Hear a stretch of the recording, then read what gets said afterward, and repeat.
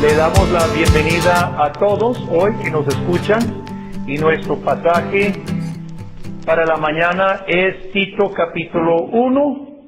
Vamos a empezar en el versículo 10.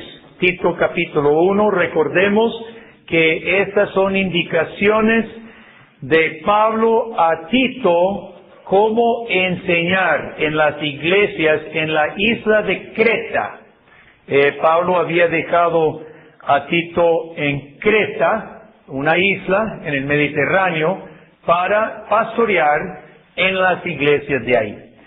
Y dice Pablo, empezando en el versículo 10, porque hay aún muchos contumaces, habladores de vanidades y engañadores, mayormente de la circuncisión, a los cuales es preciso tapar la boca, que trastornan casas enteras, enseñando por ganancia deshonesta lo que no conviene. Uno de ellos, su propio profeta, dijo: los cretenses, siempre mentirosos, malas bestias, glotones ociosos, este testimonio es verdadero. Por tanto, repréndelos duramente para que sean sanos en la fe. Siempre es más bonito cuando otro es criticado, ¿verdad? Hasta podemos concordar. Yo he escuchado, claro, ahí está Nicaragua con sus líderes violentos porque es un pueblo violento. Las crisis económicas en Europa, Estados Unidos, sí, porque son economías y países avaros. Cae otro político corrupto y nos alegramos. Esos cretenses, malas bestias, glotones, ociosos. Y todos nosotros hasta podemos decir, sí. Y cuando nos toca a nosotros, Tito había sido dejado en la isla de Creta para fortalecer las iglesias nacientes y le tocaba un trabajo duro. Tenía que aprender a ser un siervo fiel y Pablo escribe esta carta con indicaciones precisas sobre cómo avanzar, hermanos. Y hoy esta enseñanza es tanto para líderes presentes y líderes futuros, como para todos nosotros como iglesia. Ahora, ¿qué le parece a usted de entrada esta reprensión de Pablo? ¿Qué es lo que cuando usted leyó esas palabras? Cretenses, mentirosos, malas bestias, glotones ociosos. ¿Qué siente usted cuando lee esas palabras? Si usted se pone en los zapatos de los cretenses, ¿qué habría dicho usted? ¿Qué le pasa a Pablo? ¿Qué es esta grosería? ¿Qué es esta forma de dirigirse a las personas? ¿Verdad que sí? ¿Y por qué Pablo habla de esta manera, hermanos? Vemos que Pablo no anda con rodeos. ¿Sabe por qué? Porque era urgente. Era urgente lo que tenía que decir. Y era importante lo que tenía que decir. Digamos que usted siente un dolor en su tórax. Y usted va al médico y le hace una serie de exámenes.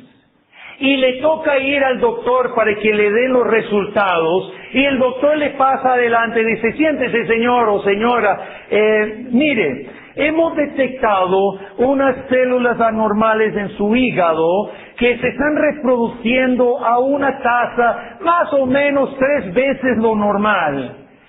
A pesar de que usted no lo pueda sentir, se va haciendo una masa que desplaza las células sanas, así cortando la función normal del hígado, lo cual es un filtro de la sangre. Ahora bien, el hígado tiene una gran capacidad de perder masa y todavía funcionar bien, pero si el crecimiento de las células anormales no es detenido o la masa es removida, se llega a anular la función correcta del órgano. ¿Qué está diciendo este doctor? ¿No sería mejor decirle: vea, lamento decirle, usted tiene un tumor canceroso en el hígado? Y muchas veces, hermanos, en las cosas del Señor andamos con un gran rodeo y cuando terminamos diciéndolo nadie entendió nada. Pablo sabe que había un problema grave, era importante que entendieran y habla las cosas directas. Hay un tumor, aunque le duela decirlo. Había un mal en la sociedad cretense y Pablo no anda con rodeos. Pero en segundo lugar, hermano, estos males generalizados en la sociedad cretense eran comunes y los cretenses cuando se convertían arrastraban sus costumbres a la vida cristiana y a la iglesia. Por esto Pablo está hablando a la iglesia. Él dice, mire, los cretenses tienen un problema, uno de sus propios profetas lo reconoce, son mentirosos, son malas bestias, rebeldes, y son glotones ociosos, fiesteros desenfrenados. ¿Pero por qué se lo dice a la iglesia?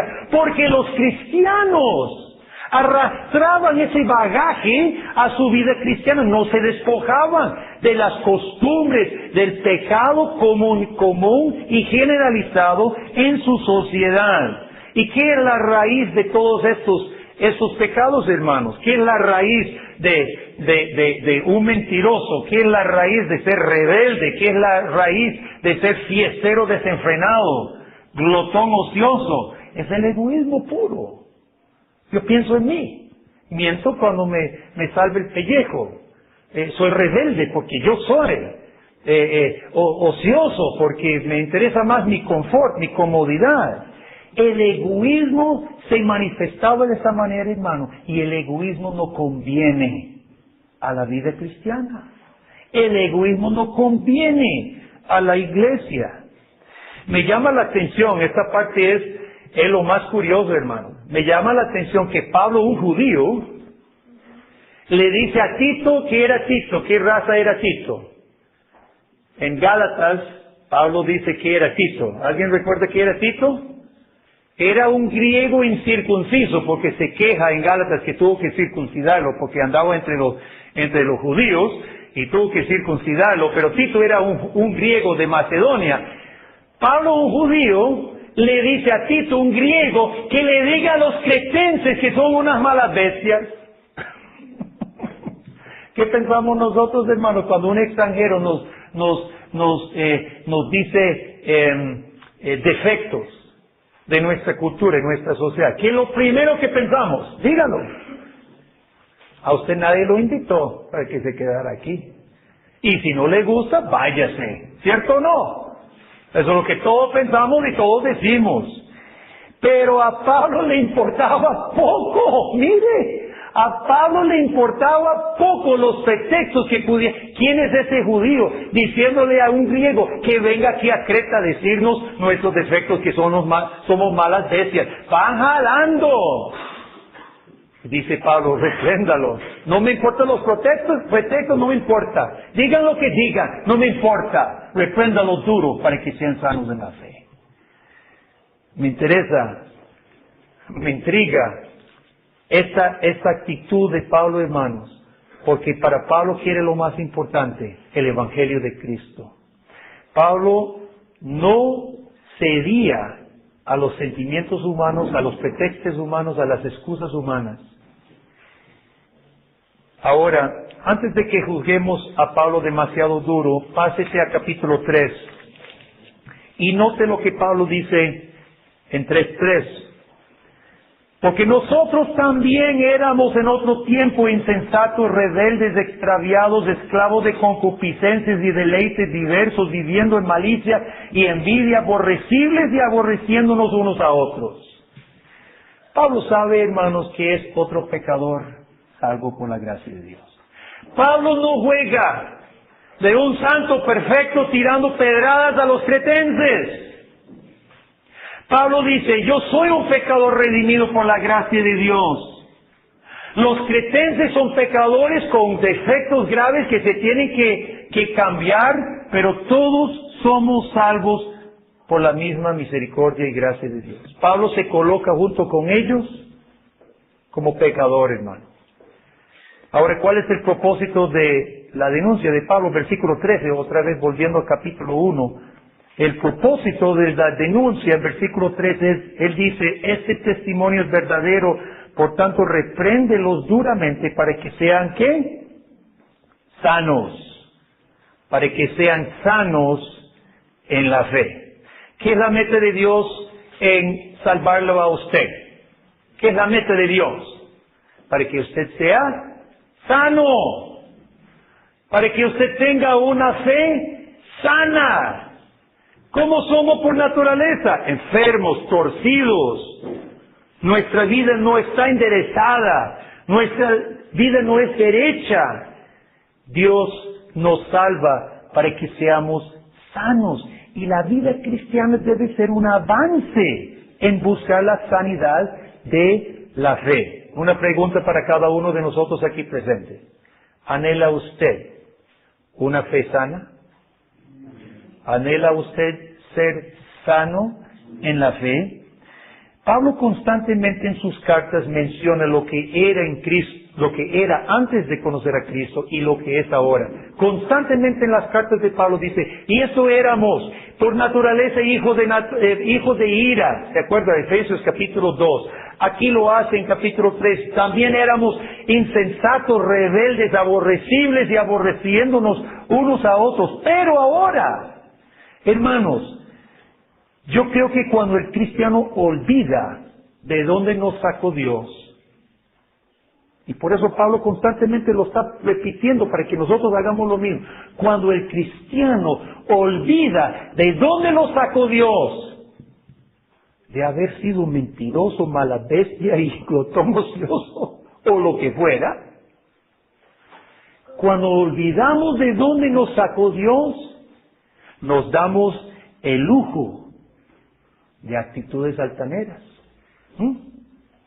Nos damos el lujo de actitudes orgullosas. Como yo olvido lo que era realmente ante Dios.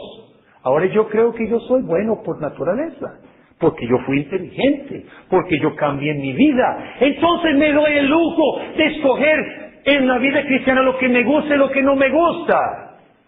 Y yo me doy el lujo de una actitud prepotente, orgullosa. Quiero esto, no quiero eso. Me gusta esto, no me gusta lo otro. Y por eso, hermanos, Pablo empieza donde empieza. Éramos rebeldes, insensatos, aborrecibles y aborreciéndonos unos a otros. Pero, en 3:4, pero, cuando se manifestó la bondad de Dios. Ahorita vamos a hablar de esto. Hermano, hermana, ¿realmente siente usted alivio de haber sido rescatado de su anterior forma de vivir? ¿Siente usted gratitud por haber sido redimido de lo que leemos aquí? ¿O de ser un mentiroso? ¿O de ser una mala bestia? ¿O de ser un glotón ocioso? ¿O de ser insensato o rebelde, extraviado, esclavo del pecado, viviendo malicia, envidia, aborrecible? ¿Siente gratitud de haber sido rescatado, hermano? Porque si no podemos avanzar en el resto. No vamos a avanzar hacia la meta que Dios quiere. Si no sentimos gratitud, hermanos, hay otro problema más peor. Perdonando la gramática. Hay otro problema peor. No nos hemos concientizado todavía de nuestra necesidad más profunda, de reconocer mi necesidad del perdón de Dios, de reconocer mi rebeldía y de echarme a los pies de Cristo pidiendo su perdón. Actualicemos la pantalla entonces. ¿Qué diría Pablo a la iglesia en Costa Rica? Aquí nos vamos a meter en problemas, yo sé, pero por la fuerza tenemos que hacerlo, hermanos. Es que no estamos en Creta. Muy bonito que nos quedáramos aquí nada más. Vea lo que Pablo le dice a los cretenses. Pero la palabra de Dios no permite que hagamos eso. La palabra de Dios exige que nosotros pensemos, ¿qué diría que hubiera dicho Pablo a nosotros? ¿Qué diría Pablo a las iglesias en Costa Rica? ¿Cuáles actitudes y pecados generalizados impiden la sana fe? impide el avance de la iglesia, impide el pecado, hermanos. ¿Cuáles son las idiosincrasias que probablemente sabemos los dañinos que son, pero como son nuestras, las alcahueteamos y las permitimos? Este ejercicio obviamente sería mejor en grupo. Este ejercicio sería mejor entre todos nosotros, pero como este es un sermón, voy a sugerir algunos. Usted dirá si estoy equivocado o no estoy equivocado. Pero al haber hecho la pregunta a varias personas, ¿cuáles defectos, cuáles debilidades grandes tienen los costarricenses? No me han dicho malas bestias, tal vez no caben los de los cretenses, porque por lo general nuestro pueblo es más o menos educado. A mí me encanta todavía hacer fila en una parada de buses y no manadas como en algunos otros países. Yo no diría que los costarricenses son malas bestias, por lo general, a menos que están detrás de un volante de carro. Pero tal vez no son las cosas con que luchaban los cretenses, sino otras manifestaciones del pecado. Y hermanos, nosotros sabemos, y yo le he hecho la pregunta a muchos, y creo que todos concordarían que el problema de serruchar el piso es grave. Somos unos serruchapisos. Y la otra cara de la moneda es, primero, estamos buscando los que están arriba en los ámbitos de donde hay órdenes, en instituciones, en trabajo. Estamos buscando cómo meterle el serruchazo para que caiga. Pero la otra cara de la moneda es el que está arriba, anda viendo quién posiblemente podría serrucharle el piso y anda majando cabezas para que no le serruchen el piso. Mire usted cómo tenemos la sociedad. Mire cómo tenemos. Uno buscando y otros majando para que no lo hagan. En la iglesia, en el reino de Dios, es obvio que esto no va a funcionar. Porque solo hay una cabeza y no podemos serruchar el piso a Jesús. Y todos nosotros somos una familia, un solo cuerpo, un solo pueblo, una sola iglesia. Aquí no hay serruchadas de piso. Un extranjero que se pasó a vivir en Costa Rica señaló otra cosa que tal vez, hermanos, los que vivimos aquí olvidamos o no nos damos cuenta. Me dijo, hay tanta desconfianza. Para cualquier trámite del gobierno, hay 10 controles o más en lugar de una sola firma. Hay control tras control tras control. Y todos nosotros sabemos lo burocrático que son los trámites. ¿A causa de qué? A causa de que alguien podría estar haciendo fechuría. Cuando vas a la ferretería, el que le vende el producto es diferente al que le cobra y el diferente al que le empaca. Porque podría haber chorizo de un amigo sustrayendo cosas para dárselo a otro amistad. ¿Cuántos de nuestros hermanos norteamericanos les han robado cosas al estar aquí? Un grupo entero, llegaron taxistas y le quitaron todas las maletas. Aquí mismo una vez. Nuestra hermana Alicia perdió su billetera y su bulto esta semana pasada que fue al mar, y eso ya lo sabemos que eso es pan de todos los días. Diría Pablo, reprenda a los costarricenses por ser serruchapizos y ladrones. Y hablemos, hermanos, de las actitudes cuando enfrentamos pruebas. ¿Qué hacemos cuando enfrentamos pruebas personales, conflictos personales o pruebas en el trabajo, pruebas en la iglesia, pruebas entre hermanos, pruebas en el barrio, conflictos entre las personas? ¿Cómo somos? Hablamos pestes detrás de las espaldas primero y luego tiramos la toalla y nos vamos. Me renuncio, me voy. Yo me acuerdo cuando vine a Costa Rica hace 26 años, hablando con una persona tras otra, que me decía, me enojé, me fui del trabajo, y le digo, ¿y qué vas a hacer? No sé, pero yo no voy a trabajar ahí. Y a mí, yo me acuerdo del impacto que me dejó en ese momento. ¿Cómo? ¿Dejaste? ¿Por qué? Porque me dijo tal cosa el jefe y no me gustó. Diría Pablo, Dígale a los costarricenses que sean más sanos en la fe y no tan cobardes, no tan llorones, que sean más perseverantes. Hermanos, es claro que estas cosas afectarían el reino de Dios. Como una iglesia, si arrastramos estas cosas de la sociedad, si las arrastramos al reino de Dios, dígame usted con qué capacidad vamos a poder luchar. Es fácil ver los defectos en otras personas, es fácil ver los defectos en otros países y en otras culturas, pero aquí vivimos en Costa Rica. Y Cristo nos ha llamado a representarlo muy bien a Él. Que hay pecados de nuestra cultura y sociedad que muchas veces arrastramos a la iglesia y de los cuales Dios nos llama a que nos despojemos de ellos.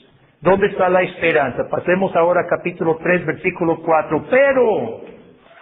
Pero, cuando se manifestó la bondad de Dios nuestro Salvador y su amor para con los hombres, nos salvó, no por obras de justicia que nosotros hubiéramos hecho, sino por su misericordia, por el lavamiento de la regeneración, por la renovación en el Espíritu Santo, el cual derramó en nosotros abundantemente por Jesucristo nuestro Salvador. Aquí está la esperanza, hermano, no está en nosotros, no por obras que nosotros hubiéramos hecho, no por ningún mérito nuestro, hermano. ¿Qué merecemos de Dios siendo malas bestias, mentirosos y glotones ociosos? ¿Qué podemos? Más bien merecemos castigo. Pero dice Dios, y esos peros, hay otro pero en Efesios capítulo 2 igual, siendo hijos de ira, dice, pero Dios, quien es grande en misericordia, aquí otra vez, pero cuando se manifestó la bondad de Dios, hermanos, denle gracias a Dios por esta palabra pequeñita, porque nosotros somos así, pero Dios es misericordioso. ¿Y cómo describe Pablo la salvación? Dice, por misericordia. Hermano, medite ese término, por favor. ¿Usted sabe cuántas veces los salmos dicen, la fidelidad de Dios es eterna? ¿Cuántas veces los salmos dicen, porque para siempre es su misericordia? ¿Sabe qué hacían los salmistas, hermanos? David y los demás. Decía, meditaré en la misericordia de Dios. ¿Cuándo fue la última vez que usted meditó la misericordia de Dios para con usted? Debemos meditar la misericordia. Pablo estaba tan lleno del sentimiento siempre de la misericordia de Dios que le sale en todas sus cartas. Pero Dios ha sido misericordioso. Pero Dios en su gran amor. Pero Dios en su bondad. Hermano, medite la misericordia de Dios y le garantizo una cosa. La meta de ser sano en la fe se apresura y la alcanzamos. Segundo, dice Pablo, fuimos salvos por la regeneración, el lavamiento de Dios. ¿Qué ha lavado Dios? Ha lavado nuestros pecados. ¿De dónde? De su pensamiento, de su mente y de su corazón. Fuimos lavados. Dios lavó su mente. Dios lavó su corazón. Y si volvemos a escoger el pecado, hermano, es escogencia suya, pero usted fue lavado en Cristo. Hemos sido, por la misericordia de Dios, regenerados, es decir, vueltos a vivir espiritualmente, lavados por la sangre de Cristo, renovados, y versículo 6 dice de la medida renovados abundantemente. Él dio su Santo Espíritu de forma abundante. Muchas veces los cristianos decimos, es que no puedo, yo no siento, no puedo. Por favor, no ofenda a Dios. Dios derramó su Santo Espíritu abundantemente en su corazón, hermano. Dios no es ningún Dios mezquino. Dios no es ningún padre pinche. Dios le dio a usted, cuando creyó en Jesucristo, la medida plena de su Santo Espíritu. Y no le echemos la culpa a Dios por nuestras rebeldías. El Espíritu Santo nos ha sido dado plena y abundantemente. Y versículo 7, fuimos justificados. Justificados.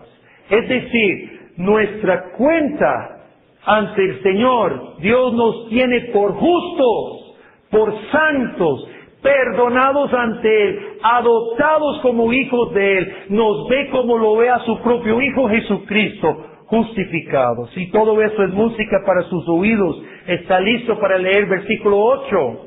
Pero antes de leerlo, quiero decir, si hay alguien aquí que no le importa nada de esto, o si hay alguien aquí que le importa poco, hoy Dios le está hablando a usted como nos está hablando a todos.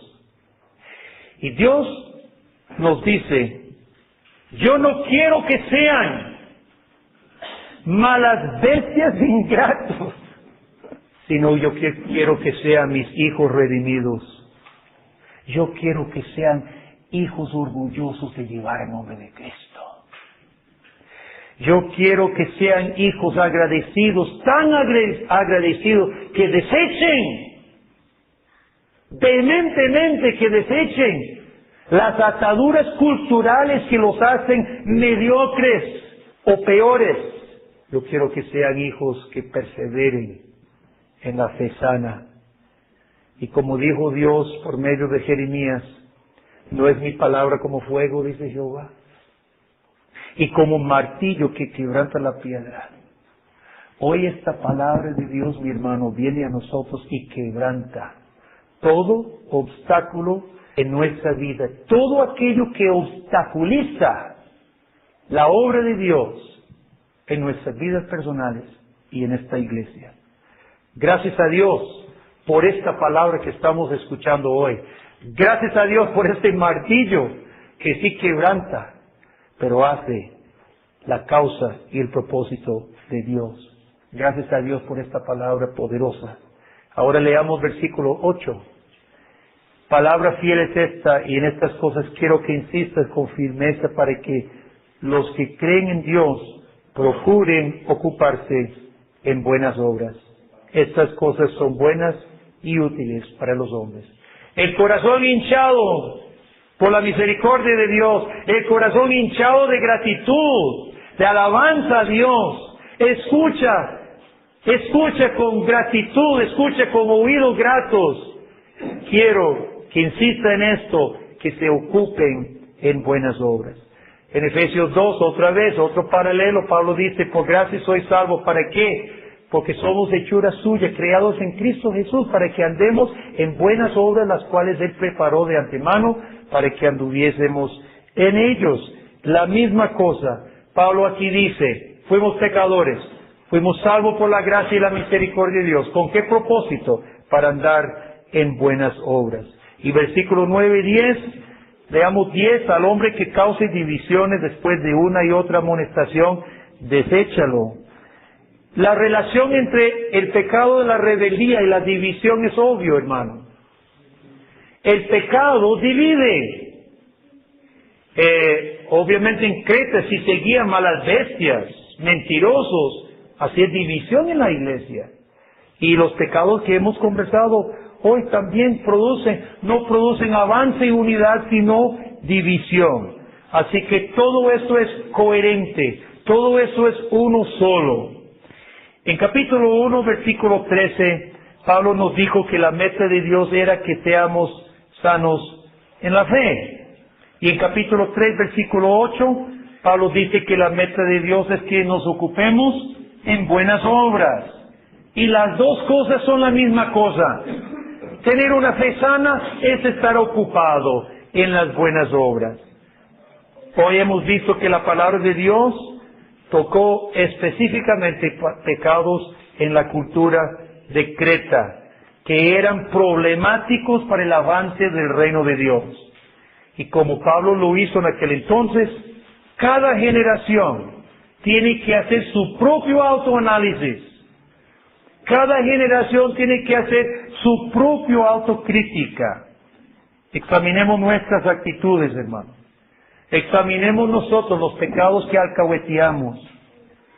Y ahora yo quiero que usted, terminando, haga una cosa.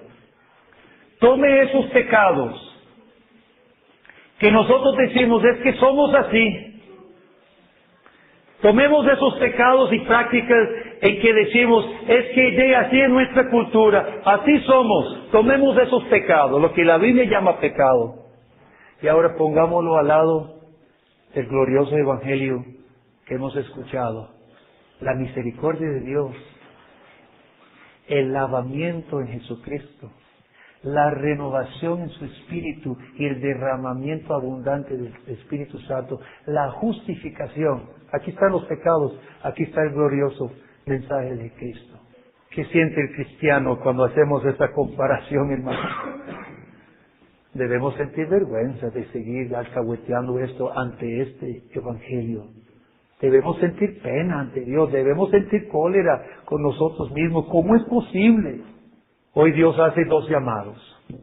Uno, si alguien aquí prefiere estos pecados, Dios le llama al arrepentimiento de la fe.